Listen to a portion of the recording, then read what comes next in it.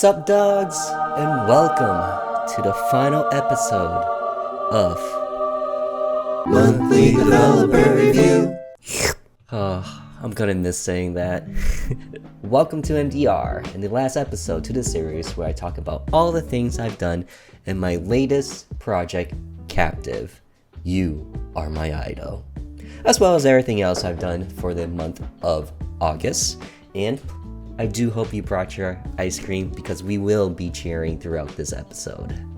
Now, that said, if you happen to be new here, then I guess I should tell you guys about Captive. But I should also tell you that you missed 7 episodes previous to this one.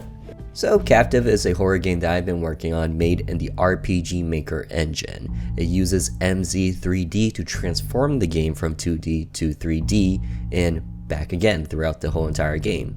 As you probably suspected, you play as an online idol, or a YouTuber in this case, who gets kidnapped.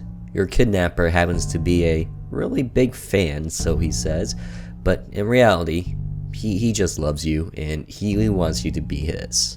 So he cooks and brings you up for dinner each night, where it's actually your best opportunity to make progress towards your escape. Will you examine the area and find clues?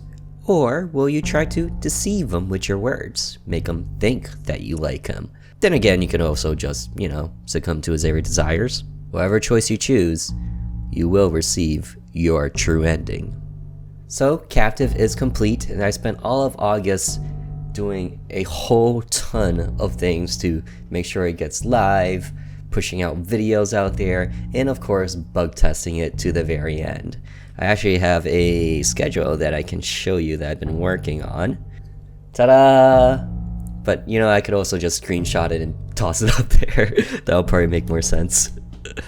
I'd say a lot of the work was actually recording footage, making sure that trailer looked good, and if you haven't seen it yet, then do check it out down in the descriptions. Making sure that Steam is happy, it's up on Steam, the achievements all work, and that Steam on their end has reviewed the game and is ready to go live. And similar to Cash's Trap, there will be a DLC for anyone who wants to support me. It comes with an ebook that's about 15 pages long and is filled with background information about the game, behind the scenes and just developer notes, as well as what's planned for the future. And then of course I also started working on the Project Horror videos. There's 2 big videos coming. Project Horror MZ3D, which is the highlight video of the series, and then Aftermath, which is me talking about all the things that I've encountered while using MZ3D. So if you guys are on the fence on whether or not you'll get MZ3D, then maybe worth a watch. But anyway, now that it is August 24th, I think I am at a much more comfortable state of mind. At the beginning when I was writing out that calendar, oh man, it was just stress city. I was like, oh my god, will I actually be able to complete all this on time? But as it turns out, I'm actually a little bit ahead on schedule. I managed to finish the edits for Project Horror, and I started working on the Aftermath. But right now, things are chill, things are pretty happy, and Captive, 8 months. 8 months. Wow. When I started working on Captive, I thought it was just going to be a 3 or 4 month project.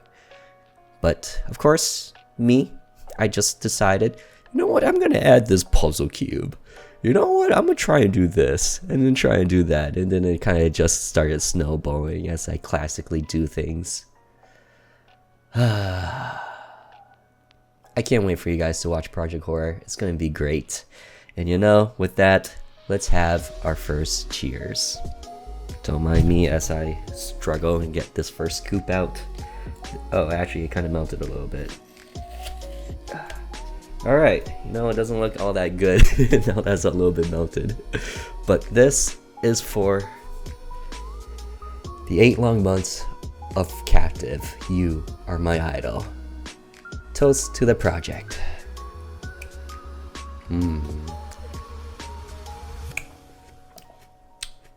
It's also 9 in the morning when I record these. Can't say my buddy was ready for that. Now that I think about it, because I also have a cup of coffee, I really wish I got like chocolate or something.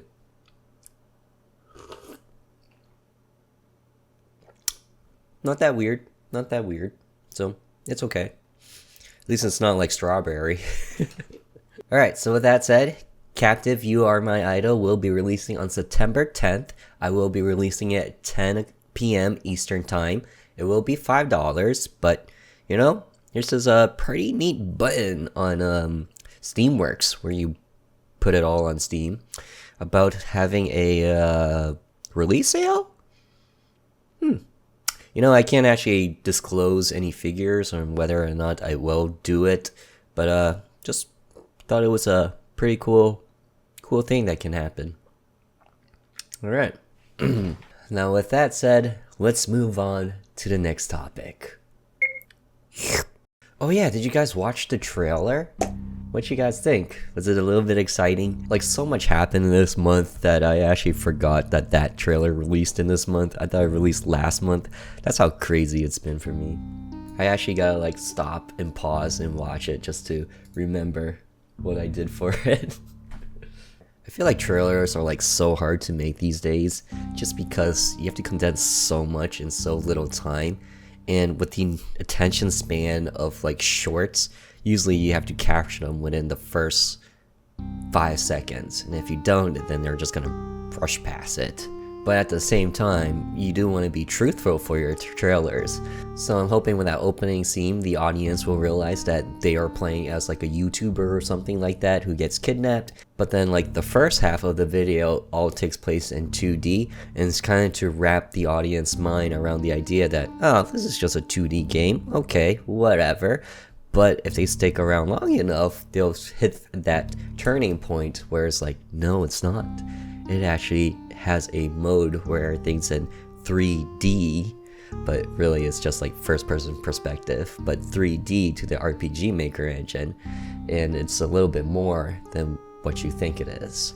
Then of course, there's a fast pacing second half where I throw all the clips to show what's gonna happen in this game. It's not just sitting at that table. There's also the puzzle cube, choices, and even that weird moment where the background's like all black and you're a little kid.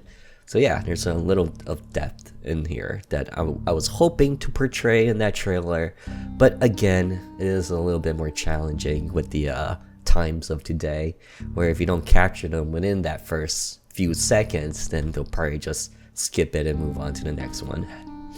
Something I've been learning with releasing shorts. And to that point, if you haven't noticed, shorts are releasing every Tuesday now, and it will be releasing at 10 p.m. Eastern Time.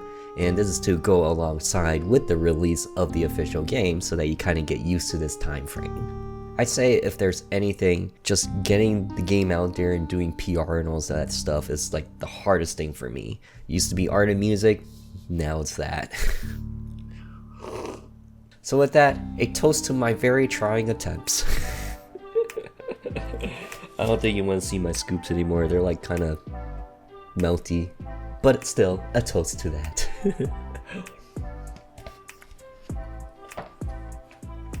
And now on to the next topic. Maybe I should just replace the coffee with the ice cream altogether.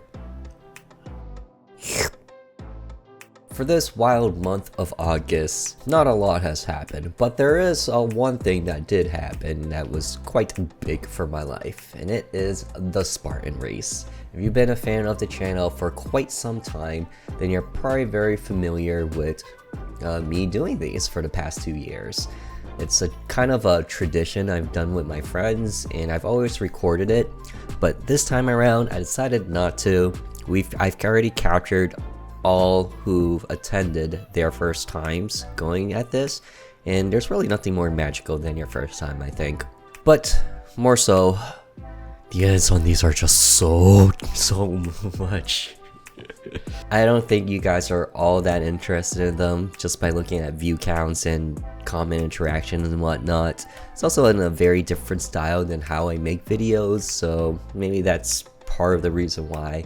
But more so, this year we are doing something a little bit different. We're doing what's known as a trifecta, and in a trifecta you must complete a 5k, a 10k, and a 21k all within 1 year. So you can actually do like one in the beginning, one in the middle, and one at the end of the year.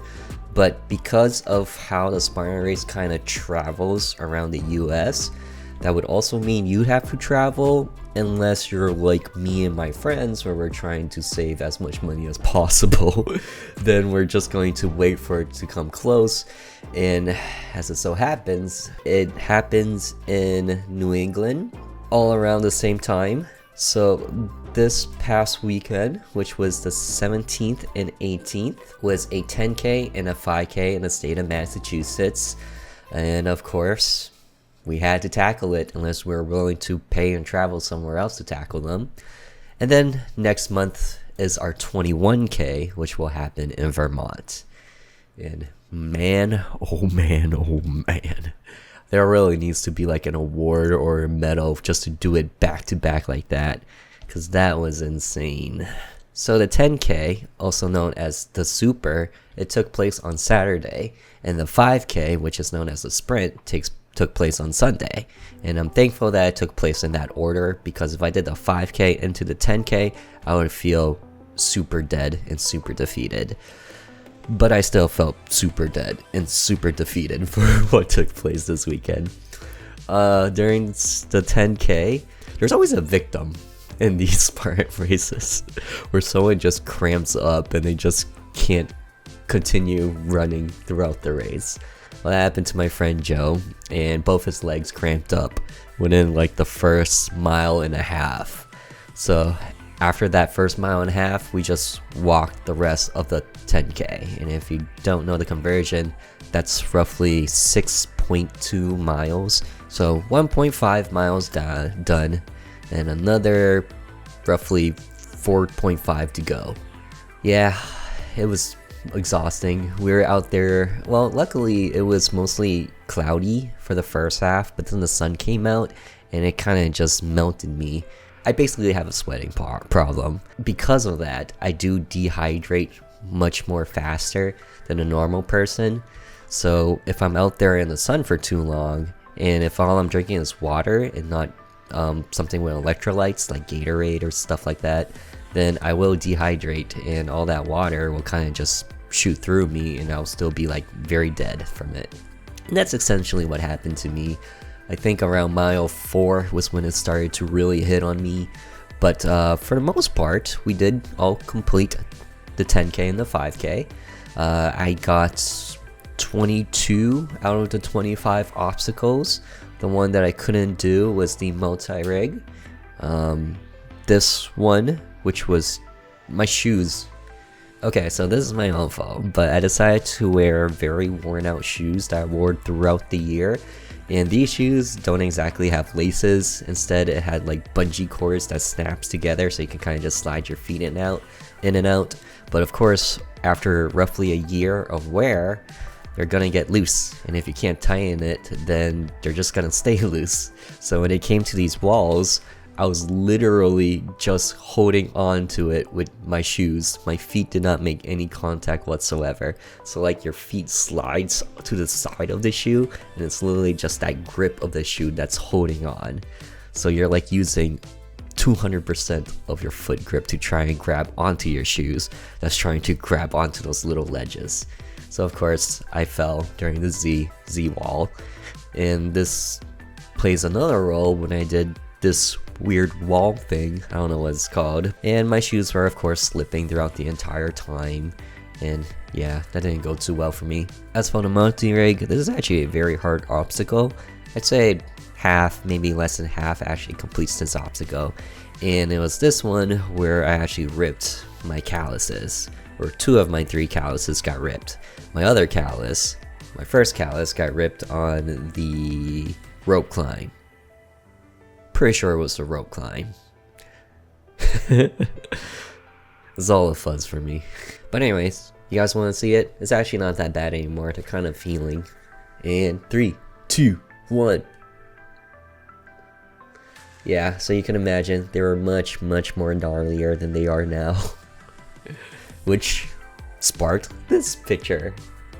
That was me post 10k race day going into the Sunday morning 5k.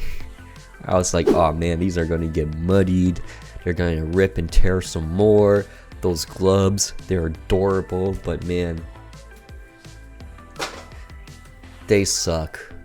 Don't buy these gloves. They are awful. They're also 20 bucks, but I needed to save my hands.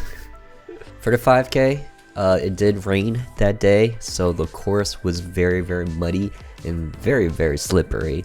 So there's and because it was very slippery and my hands were in pain and these were actually going against me than with me, I managed to complete only like 69% of the course.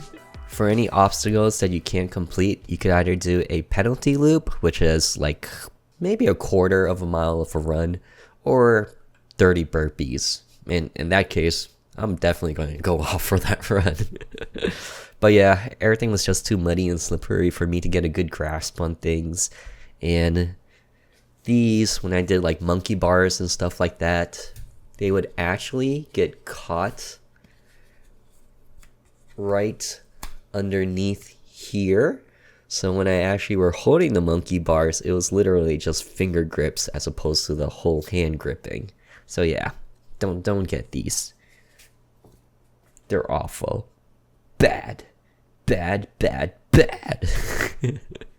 But hey, a lot of fun camaraderie and a lot of fun pictures spawned from this. We do have another 21k on September 14th, so it's not over yet. As much as I would like to cheer to my buddies who are probably maybe watching this, we'll have to save it for next time.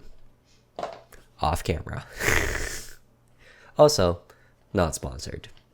With that said, it probably will be our last Spartan race. I think we're kind of just all getting a little bit older, where we're ready to just move on and do different things. These Spartan races are also getting a little bit more expensive, so I'd rather save those few $100s for like one-piece trips to regionals. Which I guess on that topic, on to the next topic. One Piece. Not a whole lot that happened in the month of August, actually. I think I played locals once, or I think just once. No, maybe twice. But there is a major tournament coming up next weekend, which is actually the end of August. That also breaks into September 1st. And I'm hoping I do well. So, future TheOdie, how did I do? On to the next topic. Anime. And kind of just media in general.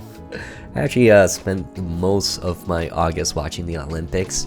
I decided to get the subscription on Peacock, and then of course I unsubscribed immediately after that. It was kind of like my first time really watching the Olympics. I've watched it in the past, and I always was interested in like gymnastics. I think I've seen a few of the diving ones and some of the track and field stuff, but gymnastics tends to be my favorite on the Olympics, and I'd say it's probably still one of my favorites while I was watching it this past month. I used to do parkour, and the idea of doing flips and tricks and that sort of stuff was always a dream for me, but when doing those tricks and flips and stuff, it was just too terrifying for me to commit to any one of them. So I'm not like secretly a gymnast or anything like that. I just appreciate the art or the sport. But you know, some fun memes spawned from this Olympics. We of course have the two gunners, the boss lady and the dude who is just a boss in his own way for not needing any gear. That was sick. We also have the French pole vaulter. May have not won the medal, but you know, I'm sure his country is very proud of him still. Then of course we also saw breakdancing with Australian star Raygun, and man, that was I loved it. It was great.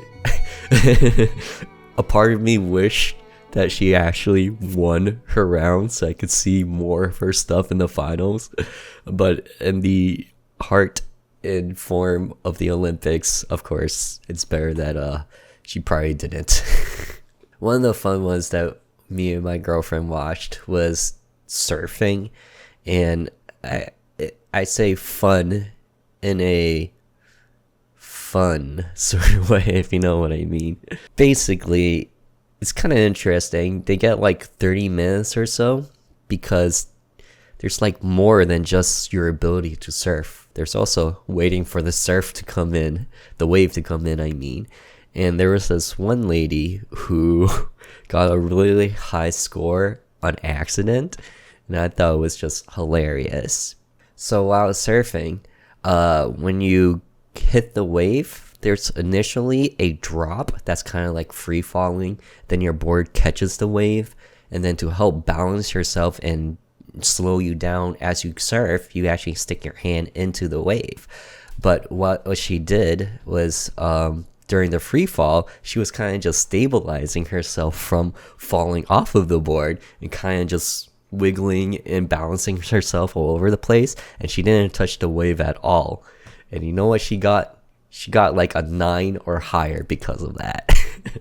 And it was so funny because at the end of the competition, when the camera cuts to her, and you can actually hear her say, "I did not mean to do that at all. I can't believe I got that." I feel like with surfing, it's one of the chiller competition where you kind of just want to go there to surf and have fun. I imagine that the beach would be really, really crowded, so it's probably hard to catch a nice wave all to yourself, and then also to catch a nice wave in general. Another unique one was speed climbing, and I say unique because the competition is actually is very insane to think about, because you only get one chance to speed climb. The course is the same, and it's been the same for like over 20 years. Imagine yourself training so hard for 4 years, and you either slip up and now your chances are kind of just over and over for good. Because if you also think about it, you can only compete in the Olympics only so many times, with it being 4 years apart. So that's another thing to think about. But the crazy part here is that a lot of them are climbing within 10 seconds or less, probably like 5 seconds and left for some of the groups. And it's kind of just insane. 4 years of training, and all you get is that 5 seconds to do your very best. That's something. Granted, I also imagine they also enjoy just climbing in general and compete in the other climbing competitions. So I guess it kind of makes sense in that sort of way. But imagine just dedicating yourself to only speed climbing. Yeah, that was the Olympics. Fun to watch, something I enjoyed very much, and I do look forward to seeing the next one in 4 years. Now to anime. So, as you can imagine, because of the Olympics, not a lot of animes I watched this month, but I did end up finishing JJK. And with JJK, it's kind of interesting. I'd say that the second half felt very rushed. And before you guys make any comments, I know that they were working on the movie at the same time that they were working on the second half of the season. I did look it up because there was an animation change. Also, it was meant to feel quote unquote rushed, but more so chaotic because of the arc in itself, which was the Shinjuku incident. A lot of things was meant to happen all at once or just pop up one after the other, and this was their way of conveying it. But watching it literally felt like action after action after action after action, and it kind of is like, what, I don't know, it just was like, oh, go, and there wasn't too many pauses. Like, there was a lot of hype towards certain characters in the first half of season 2 that when we saw them in the second half, it felt a little bit lacking. Like, oh, they're there. These people are meeting. And then it's just like, oh, that's it? Okay. Alright. Oh, I guess we're moving on to the next thing. It's like there wasn't enough time to really absorb it and, you know, let it hit. Instead, it was just like, oh, okay. Oh, we're going on to the next one. Alright, let's go. Anyway, I decided that I'm gonna end up reading the manga at some point to see if there really was like a difference between having it all in this half of season 2, or was it just written that way? After JJK, I watched Go Go Loser Rangers, and this one's the concept is very interesting. So rather than making the Rangers the protagonists, the Rangers are actually the antagonists, and we're actually following one of the smaller henchmen. If you actually watched Power Rangers, then there are these little mobs, kind of the ones that you just beat up and push them aside. They're called the putties. And in this anime, we're watching from the perspective of one of those putties who wants to do more. So, for the series in itself, in this world, the Rangers and the bad guys, they've been fighting each other for many years, decades, maybe even centuries, or something like that. But very recently, as of roughly a decade ago, the Rangers have defeated all of the big bosses for the bad guys. Now, what they could have done was eliminate all of the putties or the little lower henchmen altogether, but they decided to make a deal with them. Because these little henchmen can transform themselves and take any form, they can take the form of like their bosses, but they won't gain that power up boost. So the Rangers decided, if you guys will put on a show for all the common people in the world, and we do this in a stadium or a stage, then we will allow you guys to continue to live on. But you must follow our script. And of course, with nothing else left, they had to agree. So fast forward 10 years later, we're following one of the putties, and just to further emphasize that he's just a lower henchman, his name is Fighter D, as opposed to Fighter C, B, A, E, F, G, and so on and so forth. Does not have an actual legitimate name. He's just Fighter, letter, whatever. So this guy is tired of the ways that things are, and he wants to defeat all of the Rangers and kind of show and scream out his vengeance against them. So he meets a Ranger in training where they decide to swap places. Or more so, the putty decides to shapeshift into this Ranger and go through Ranger training in an attempt to eventually assassinate and defeat all of the Rangers. Whereas the Ranger in training decides something else. It didn't really make a lot of sense as to what he's doing now, but he's kind of just hiding in a world while the putty takes his place. But his goal is to, of course, unite the world where heroes and putties can all live together in harmony. Anyway, as you can imagine, there's a little bit more to this anime, and it's kind of neat. I really wouldn't put it on an S tier, but I'd probably put it on like an A tier or maybe B plus tier.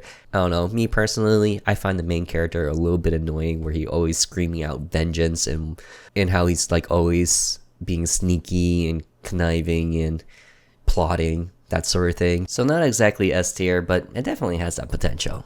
And now for the last anime I watched during this month of August. Demon Slayer. I finally caught up with the latest season of Demon Slayer, and I gotta say, between My Hero, JJK, and Demon Slayer is probably my favorite of those three big ones. And for Demon Slayer, the Hashira training arc was a little bit slower than its past season, but it did end with some very huge hype and build-up. Like, I remember seeing memes of what happened during the last episode, where it's like, oh, if the ending of Demon Slayer happened to these characters, this is what would happen. I never really watched too much of it. I kind of just scrolled past it and was like, I think this is spoilers. And you know, I'm like super hyped for the next season. I can't wait for it. A part of me wants to just read it and finish it that way instead, but the animation is just so clean and so good that it's just a really great anime. This season in particular, where it's more so building the background and character for all of the other Hashiras, and it does give you the sense that this show is ending. And I think the manga did finish already, or at least even like a year back. I think the anime had to end earlier than anticipated because the manga creator Kotoge Koyoharu, he needed to return home for family reasons, and because of that there were some conflicts with having to finish the manga. So anyway, super hyped, super excited for the next season of Demon Slayer. Can't wait to see how it turns out. Now guys, for all the... okay, you definitely don't want to see this anymore.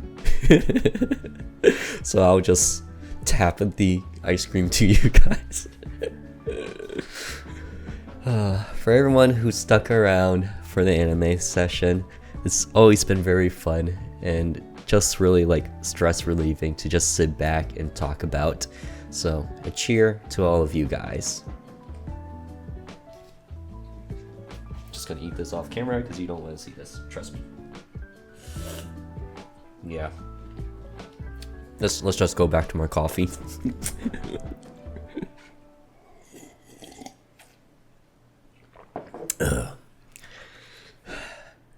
On to the next topic. Speaking of mangas, I've been reading the main series to Higurashi, and Higurashi is a title I've seen as an anime a few times now, and it's also the first horror anime that I've seen, so it does hold somewhat of a special place in my heart. It also contains time looping, and it's also one of the first time loopers I've ever seen, which is also something I'm quite a huge fan of. So again, another reason why it holds a warm spot in my heart. But for the most part, I would say that the anime actually follows the manga pretty well. I was actually kind of surprised. I thought the manga would be a lot different than the anime, but no, it actually followed it pretty side by side. It does clarify a few things that was confusing in the anime. Like if you ever got confused between Mion and Shion, then it will be able to make a lot more sense if you read the manga. But for the most part, I would say if you prefer reading or if you prefer watching, then you could go either direction in this case.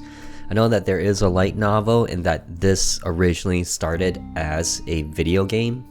So I don't know, maybe one day in the future. Also, I know that the art for Higurashi is like something else. Similar to my game in the Uncanny Valley, as long as your brain starts to see things and recognize things as one form, then it will accept it as its world. I'm almost done with reading Higurashi. I know it has a couple of side stories, and I'll probably jump into those side stories. And then once I'm finished with Higurashi, I do want to move on to another, which is what you see right here. I've read the first light novel, and I do want to continue the series because it was also one of my favorite horror animes growing up. With Higurashi, it runs more so on paranoia, but with another, there's more like vibes of the paranormal.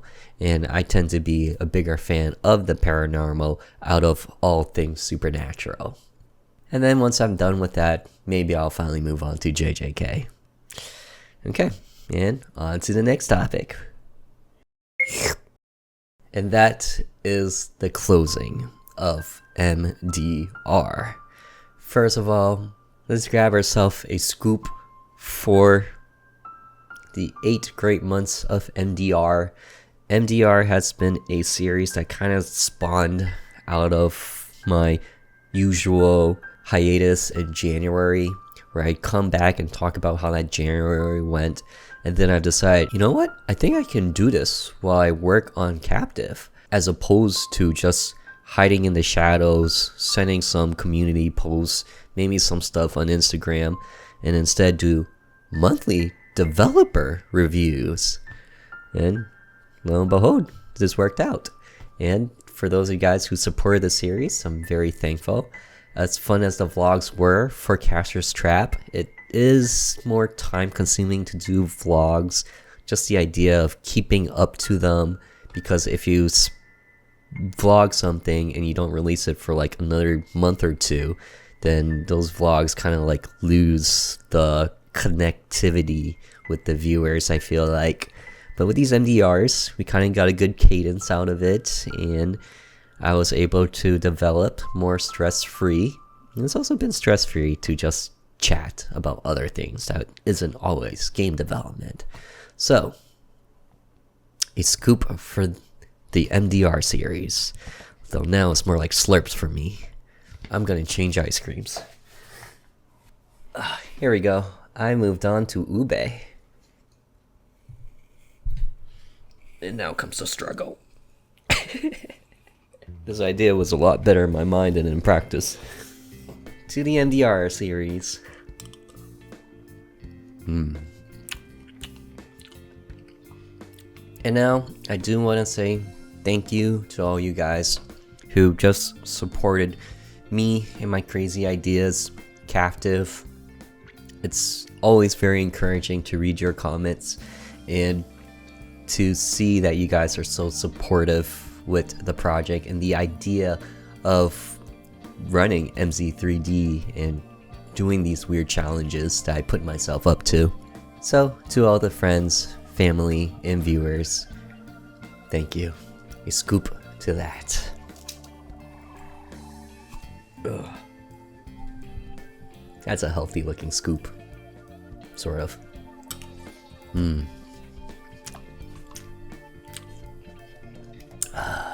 Alright you guys, thank you so much for watching MDR. It's been a fun year making these videos, and I do hope that you do give Captive You Are My Idol a try. If you're not interested in purchasing the game whatsoever, then at the very least, do please check out the video when it comes out. I had a lot of fun editing that thing, and I put as much work as I possibly could to polish it and make it feel and sound and watch. Basically, I think it will be a good one. Alright, thank you guys so much for watching, and I'll see you in the next one. Till then, later. I'll do it with the ice cream. Also not sponsored. This has now become my breakfast. A little ube coffee.